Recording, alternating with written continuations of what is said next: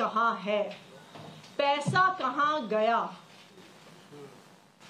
ऐसा कहा गया कि शराब कारोबारियों को मुनाफा पहुंचा, बहुत ज्यादा मुनाफा पहुंचा, लेकिन अगर उन्हें मुनाफा पहुंचा तो उन्होंने किसको रिश्वत दी, उन्होंने किसको पैसे दिए?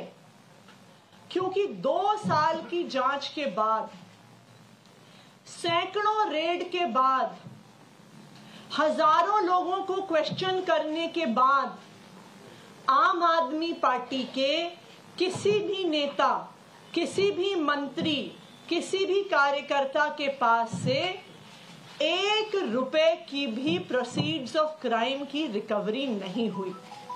आज तक आम आदमी पार्टी के किसी भी नेता के पास प्रोसीड्स ऑफ क्राइम का, इस मनी ट्रेल का 1 रुपया भी नहीं मिला।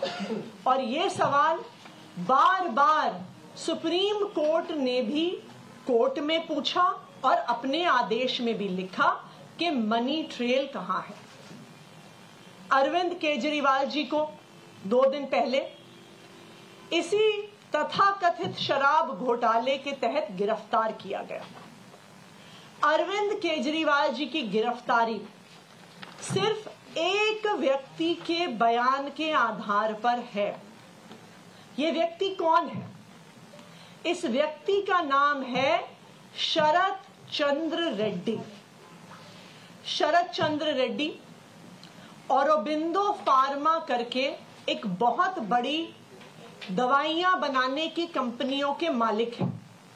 इनके पास कई और कंपनियां भी हैं, जिसमें से 2 प्रमुख कंपनियां हैं, एपीएल हेल्थकेयर और यूजिया फार्मा।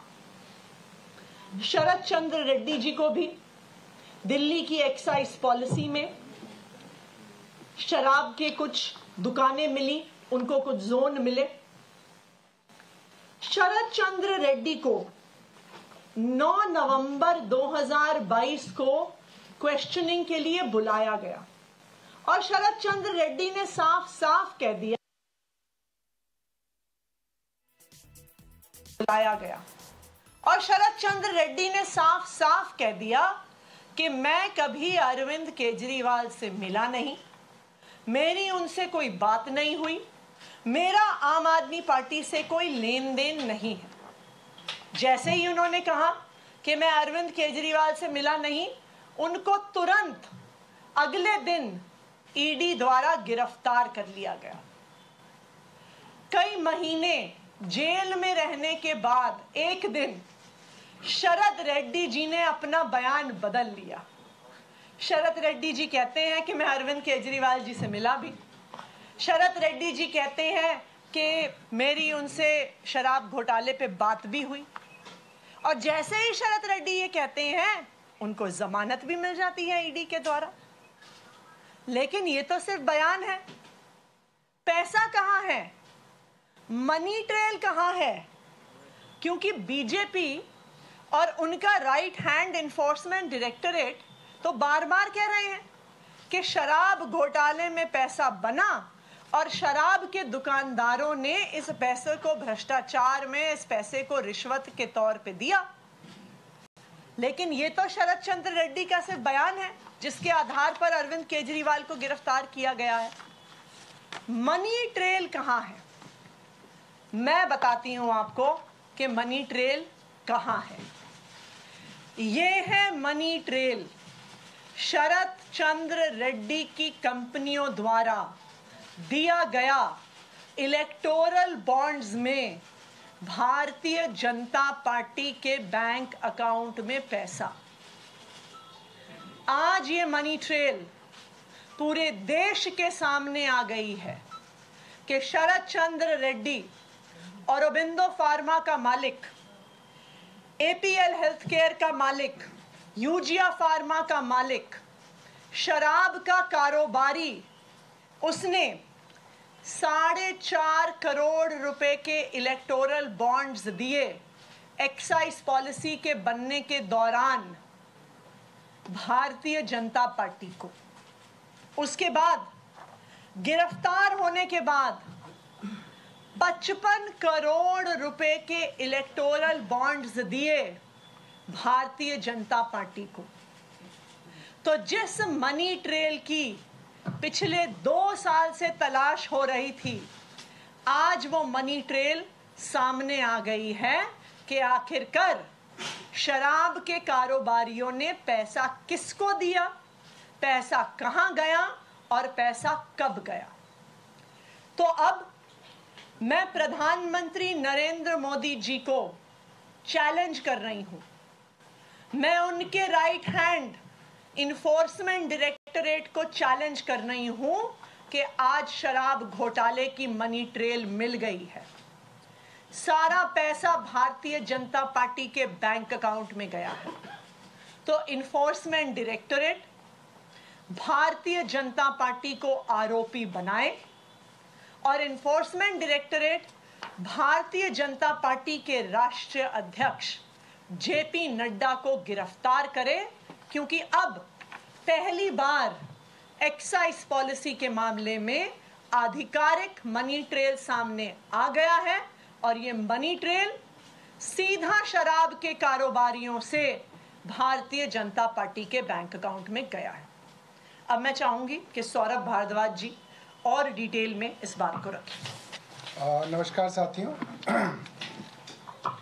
जब से इलेक्टोरल बॉन्ड के बारे में सुप्रीम कोर्ट में चर्चा हुई, सब लोगों के सामने है कि भारतीय जनता पार्टी, केंद्र सरकार, एसबीआई, इलेक्शन कमीशन सब कोशिश कर रहे थे इलेक्टोरल बॉन्ड किस कंपनी ने किस पार्टी को दिया, ये जांच जो है ये सुप्रीम कोर्ट ना करे और ये डिटेल्स बाहर ना आए। मगर जब से ये डिटेल्स बाहर आई हैं, बहुत serious questions Bharatiya Janata party से उठते हैं और मैं आपको डेट वाइज बताऊंगा ताकि हर एक साधारण आदमी को समझ में आ जाए कब कहा गया कि ऑरोबिंदो फार्मेसी और उसके डायरेक्टर मनी लॉन्ड्रिंग कर रहे हैं। मनी लॉन्ड्रिंग कर रहे हैं का मतलब तो भ्रष्टाचार कर रहे हैं। ईडी कह रही है कि वो भ्रष्टाचार कर रहे हैं। जो कंपनी मनी लॉन्ड्रिंग कर रही है या जो आदमी मनी लॉन्ड्रिंग कर रहा है, आपकी ईडी उसको छापा मार रही है, आपकी ईडी उसको गिरफ्तार कर रही है, वो कंपनी आपको चंदा दे रही है। और 1-2 नहीं, 59.5 करोड़, 59.5 करोड़ रुपए का चंदा भारतीय जनता पार्टी ने लिया है। उनके अकाउंट से इनके अकाउंट में आया है, सबूत है। सुनिए, नवंबर से पहले, नवंबर 2021 से पहले की बात बतानी जरूरी है क्योंकि नवंबर 2021 में ये पॉलिसी आई और इस पॉलिसी के अंदर ईडी का आरोप है कि शरद चंद्र रेड्डी और उनसे संबंधित कंपनियों को दिल्ली के अंदर 5 जोन मिले लिकर वेंट्स के। बहुत बड़ी बात है, ये एलिगेशन है। ये पॉलिसी नवंबर 2021 में आई। तो जब ये पॉलिसी चल रही थी उस दौरान, यानी कि 5 जनवरी 2022 को ये पॉलिसी उस वक्त रन कर रही थी, इनके पास 5 जोन थे। उस दौरान ऑरोबिंदो फार्मा ने 3 करोड़ के बॉन्ड खरीदे और उसके कुछ दिनों में बीजेपी ने वो बॉन्ड इनकैश करा लिए। अभी सबूत आ गए हैं कि भारतीय जनता पार्टी ने ये पैसा ले लिया है। उसके कुछ दिनों बाद जुलाई में ऑरोबिंदो फार्मा ने 1.5 करोड़ रुपए के बॉन्ड खरीदे। जुलाई 2022 में ही बीजेपी ने वो बॉन्ड इनकैश करा लिए। ऑरोबिंदो फार्मा का पैसा आ गया। अभी तक ऑरोबिंदो फार्मा के ऊपर कोई मुकदमा नहीं चला है, ठीक है। अब इसके बाद आते हैं नवंबर में। अब आपको मालूम ही है कि जुलाई के अंदर ये पॉलिसी 2022 में वापस आ गई। सरकार ने वो पॉलिसी वापस ले ली और ये बात होने लगी, सब जगह मुकदमे दर्ज होने लगे। सीबीआई के मुकदमे दर्ज हो गया कि ये जो कंपनियां हैं ये अब रडार में हैं, इनके ऊपर जांच चल रही है। अब आप सुनिए कि 9 नवंबर को 2022 ईडी शरद चंद्र रेड्डी को बुलाती है। शरद चंद्र रेड्डी कहते हैं कि मैं अरविंद केजरीवाल से कभी नहीं मिला, कोई पैसे का कोई लेन देन नहीं है, कोई सवाल ही नहीं उठता। अगले दिन 10 नवंबर 2022 को शरद चंद्र रेड्डी को ईडी गिरफ्तार कर लेती है। अब सुनिए, ईडी की गिरफ्त में है शरद चंद्र रेड्डी, गिरफ्तार हो चुके हैं। 10 नवंबर 2022 को गिरफ्तार हुए हैं। 15 नवंबर 2022 को औरबिंदो फार्मा 5 करोड़ रुपए के बॉन्ड खरीद के बीजेपी को देता है। अब ये साफ है, आपके पास वो आदमी है, उसका डायरेक्टर आपके पास अंदर है जेल में, पीएमएलए में, मनी लॉन्ड्रिंग में, उसके पिताजी की कंपनी है, आपने 5 करोड़ रुपए उस कंपनी से भारतीय जनता पार्टी ने बॉन्ड में ले ली। अब आगे सुनिए, ये भी इनकैश करा लिए गए। इसके बाद 6 जनवरी 2023, इस वक्त शरद चंद्र रेड्डी जेल में है, 5 करोड़ रुपए देने के बाद भी जेल में है। शरद चंद्र रेड्डी से दोबारा से पूछा गया, चार्जशीट दायर की गई। चार्जशीट के अंदर ईडी ने कहा कि शरद चंद्र रेड्डी ने माना नहीं है, मगर ईडी कह रही है कि यह किंगपिन है। जो कल अरविंद केजरीवाल जी को किंगपिन बताया जा रहा था, वो 6 जनवरी 2023 में शरद चंद्र रेड्डी थे, उनको किंगपिन बताया गया और उनके खिलाफ चार्जशीट दायर कर दी गई और बताया गया ये सबसे बड़े बेनिफिशियरी हैं। जैसे कल अरविंद केजरीवाल जी को बताया कि ये किंगपिन भी है और बेनिफिशियरी भी है, ये शरद चंद्र रेड्डी थे 1 साल पहले। अब फिर जनवरी 2020 में जब इनकी बेल की सुनवाई शरद चंद्र रेड्डी की हो रही थी, अभी वो जेल में ही हैं, तो उन्होंने ईडी पे आरोप लगाया कि ईडी के लोग उनके ऊपर फोर्स का इस्तेमाल करके, बल का इस्तेमाल करके उनसे झूठी स्टेटमेंट लेना चाहते हैं और उनके एम्प्लॉयज को भी डराया धमकाया जा रहा है। ये हमारा नहीं, शरद चंद्र रेड्डी का अपनी बेल के अंदर स्टेटमेंट है कि मुझको दबाव डाला जा रहा है कि जो ईडी कह रही है प्री डिक्टेटेड स्टेटमेंट मैं दूं। ये जनवरी 20, 2023 की बात है। अब 6 महीने बीतते हैं, आदमी जेल के अंदर सड़ रहा है, करोड़पति बाप का बेटा, कई बड़ी बड़ी कंपनियों का मालिक, जेल में चक्की पीसेंगे। अप्रैल आ गया, अप्रैल के अंदर अब आप देखिए क्या होता है। अप्रैल के अंदर करीब 6 महीने बाद शरद चंद्र रेड्डी स्टेटमेंट दे देते हैं कि हाँ मैंने 100 करोड़ रुपए दिए। 6 महीने बाद, कई बार स्टेटमेंट देने के बाद ये उन्होंने स्टेटमेंट दी। उसके बाद मई में ये मामला हाई कोर्ट जाता है। अब उन्होंने जो ईडी उनके ऊपर दबाव डाल रही थी कहने के लिए, जो कि उन्होंने ही बताया, वो उन्होंने आखिरकार कह दिया। उन्होंने ये बात आखिरकार कह दी अप्रैल 2023 में। अब मई आ गया, मई में उनकी एप्लीकेशन अब हाई कोर्ट के अंदर लगी कि मेरी पीठ में बहुत दर्द चल रहा है। ईडी ने कहा हाँ साहब इनके पीठ में बहुत दर्द है, लिहाजा इनको बेल दे दी जाए। पीठ में दर्द पे हमारे यहाँ ऑफिस से छुट्टी नहीं मिलती, ईडी ने इन्हें बेल दे दी। मिलती है किसी को पीठ में दर्द पे ऑफिस से छुट्टी? आप सब कैमरामैन हैं, सब लोग हैं, पत्रकार यहाँ पे, कौन एडिटर देता होगा? ईडी ने इनको बेल दे दी 8 मई 2023 को। और जैसे ही बेल मिली, पंछी आजाद हुआ। 2 जून 2023 को कहा गया सरकारी गवाह बने शरद चंद्र रेड्डी, मतलब सरकार की शरण में आ गए। अब जब शरण में आ गए तो जैसे जो भी शरण में आता है फिर वो प्रसाद चढ़ाना पड़ता है। फिर आप प्रसाद की कहानी सुनिए। जून 2023 में शरद चंद्र रेड्डी अप्रूवर बन जाते हैं और नवंबर 2023 में जब सरकार को पता है कि ये मनी लॉन्ड्रिंग का आरोपी है, इसने तथाकथित तौर पे 100 करोड़ रुपए की रिश्वत दी, ये जेल में था, उस आदमी से उसकी कंपनियों के थ्रू 3 कंपनी जिनके नाम आतिशी ने बताए, पहली कंपनी औरबिंदो फार्मा और उसकी 2 सब्सिडीज से 50 करोड़ रुपया भारतीय जनता पार्टी ने लिया। 50 करोड़ रुपया छोटा मोटा नहीं है कि कोई 50,000 रुपए डाल गया प्लीज ले लो। 50 करोड़ रुपए के electoral bond Bharatiya Janata party ने शरद चंद्र रेड्डी की कंपनियों से लिए। अब क्या हुआ? ये तो क्योंकि छुपा हुआ था, किसी को पता ही नहीं चलना था किससे कौन क्या ले रहा है, किसी को बताना नहीं था। कानून बना दिया था देश में कि कौन सी कंपनी किससे पैसा ले रही है, कौन सी कंपनी किस पार्टी को पैसा दे रही है। ये कानून है देश का कि किसी को नहीं बताया जाएगा। सुप्रीम कोर्ट ने एक पिटीशन को डिसाइड किया और आर्म ट्विस्ट करके, हाथ मरोड़ के केंद्र सरकार की ये लिस्ट जो है डलवाई ये लिस्ट डलती है 21 मार्च 2024 परसों शाम को 6:30 बजे 7 बजे ईडी अरविंद केजरीवाल जी के घर में, 9 बजे अरविंद केजरीवाल जी गिरफ्तार। ये चल रहा है आज इस देश के अंदर। क्यों चल रहा है ये सब समझते हैं, क्योंकि कल 21 तारीख को भारतीय जनता पार्टी की पोल खुल गई। अब ये तो भारतीय जनता पार्टी वाले ही ये पार्ट हमें इतने दिनों से पढ़ा रहे हैं मीडिया वालों को कि अगर पैसा पॉलिटिकल पार्टी के पास आ जाए तो वो भी आरोपी बनती है। ये तो भारतीय जनता पार्टी के ही सारे के सारे जो है प्रवक्ता हमें 1 साल से समझा रहे हैं। संबित पात्रा जी, वो जो है भाटिया जी, एडवोकेट साहब, स्मृति ईरानी जी, तो अब आतिशी जी ने बता दिया। 59.5 करोड़ रुपया इन कंपनियों से भारतीय जनता पार्टी को मिला है। स्टेट बैंक ऑफ इंडिया ने बताया है, इलेक्शन कमीशन की वेबसाइट पे पढ़ा है, कोई सबूत की जरूरत नहीं है। जिसमें 55 करोड़ रुपया वो है जब वो आरोपी बन गया था, जब भारतीय जनता पार्टी की केंद्र सरकार को पता चल गया था और पूरी दुनिया को पता चल गया था कि वो मनी लॉन्ड्रिंग का आरोपी है, उसके बाद भी इन्होंने उससे 55 करोड़ रुपए ले लिया।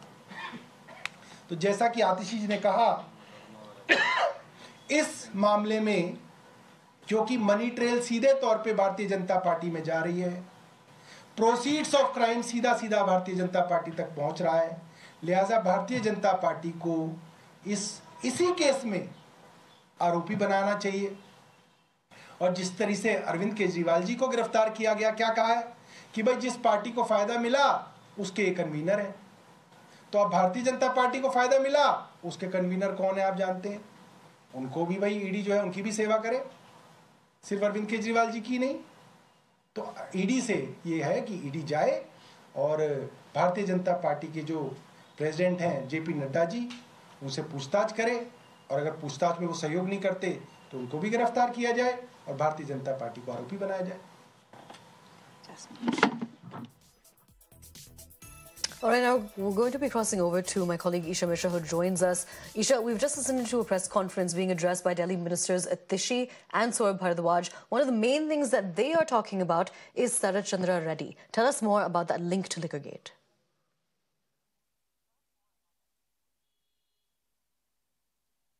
Right, yes, Aisha, we did hear both the leaders speak about Sarath Chandra Reddy in detail, but also another shocking demand that they have is that they are demanding the arrest of the BJP president JP Nadda. They've been stating that the Enforcement Directorate should raid the residence and then further question, because the ED is only used by the BJP as a tool.